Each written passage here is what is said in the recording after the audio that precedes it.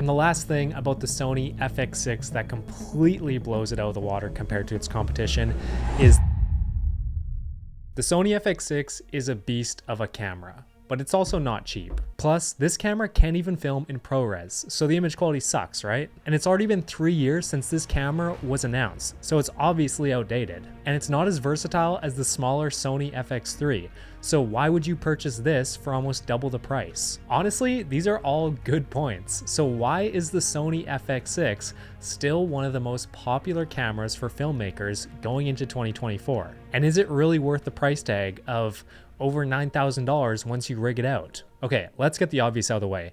If you currently own the Sony FX6 or you're looking to buy it in the near future, then you've probably heard a lot of talk about the new Mark II version that's coming out very soon. And the reason why there's so much talk about this supposed Mark II is because historically Sony has upgraded cameras in their Pro video line every 3 years. However, the Sony FX6 number one wasn't really available for the first year after it got released, and number two is still at the top of its field when it comes to pro budget cinema cameras. And honestly, if you're waiting for this Mark II to drop, it might be longer than you think. We don't really have any evidence at all that it's going to drop in the next year. Just a quick disclaimer, you don't actually have to listen to anything I'm saying, because if Sony drops an announcement video the day after this video gets published, I'm gonna look like an idiot. Honestly, the image quality that comes out of this camera is probably the biggest gripe that I have about it. If you're coming from any sort of system that can shoot ProRes or a RAW codec, it's actually going to be a step down. 1 second. For me, I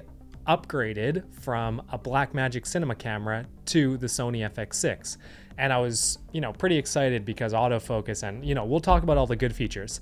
But when I started color grading, I was like, oh no, I was so spoiled with the incredible flexibility of the Blackmagic RAW codec, especially in DaVinci Resolve. But I can pretty much guarantee you that the FX6 is going to be a step up in almost every other category from your old camera, which is why it can demand such a high price. After using this camera for a little while now, I can confidently say there are 3 things that set it apart from other pro level cinema cameras in this price range: autofocus, low light, and the electronic variable ND. And as an added bonus, everyone wants Sony footage now. So if you're working in the film industry or with directors who are going to hire you for big projects, they all kind of want Sony footage, which is really interesting. The FX6 has pretty much taken all of the autofocus features from the Sony Alpha series and put them into a cinema camera form factor. This includes eye autofocus and face detection. One of the things that I love about the autofocus on this camera is that you can actually customize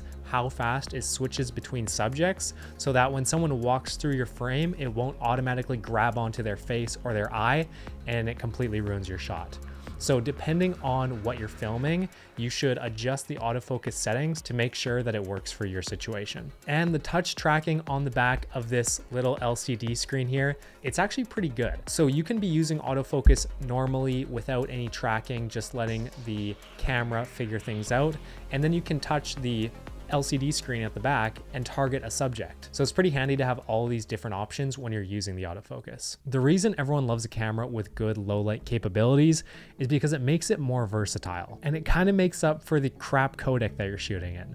So if you're in a situation that doesn't have many lights and you do a lot of dock work, this camera is going to be perfect for you because you can set it to that 12,800 base ISO and you're going to get a super clean image. And if you don't know, the dual native ISO levels on this camera is 800 and 12,800. Both are going to give you a really clean image, and honestly, it's pretty hard to tell which one I'm shooting at in some of these videos. Now remember, you do have to overexpose S-Log3 footage in order to get a really clean image in post. So you're actually going to overexpose by about 1 to 2 stops and then bring it back down in your editing software. So this makes the super high ISO levels kind of essential on this camera because you actually need to have the image brighter than most other cameras. And to get even better low light performance, you can use a super fast lens. This one is a zoom lens from Sigma because I wasn't dropping $3,000 Canadian on a Sony lens, but it does still have an f2.8 aperture.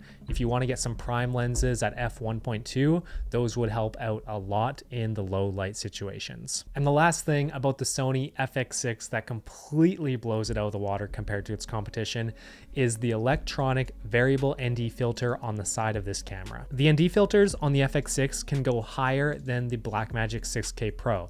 So the Blackmagic can do up to 6 stops, and those are hard stops, so it goes from 2 to 4 to 6.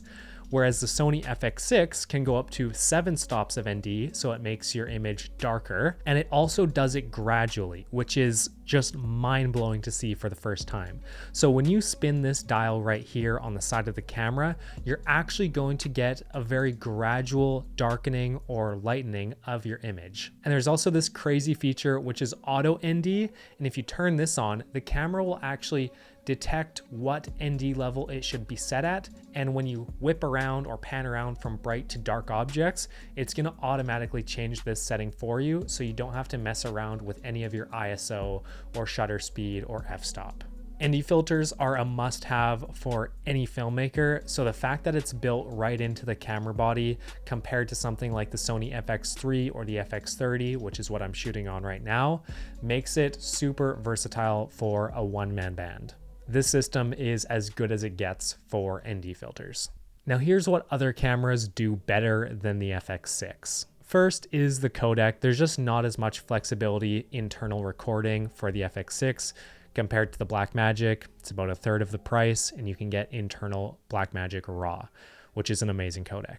Second is audio options. To be honest, they kind of missed the mark for XLR inputs on the body. You're gonna have to keep this top handle connected all the time if you want professional audio synced up to your video. If not, you can use something like a Zoom H6, which I'm actually using right now, connected to this microphone. So here it is. You should be able to see it in shot here.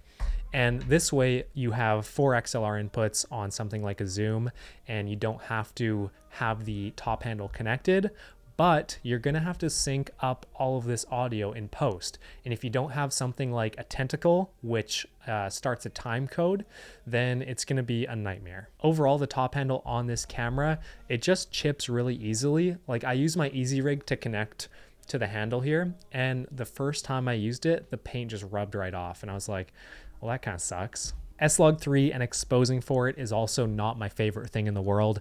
To be honest, I'm sure I will get used to it as I use more Sony cameras, but right now I am tired of overexposing my image and bringing it down in post. That's just how I feel. And the last thing is the menu system. This could just use a complete overhaul.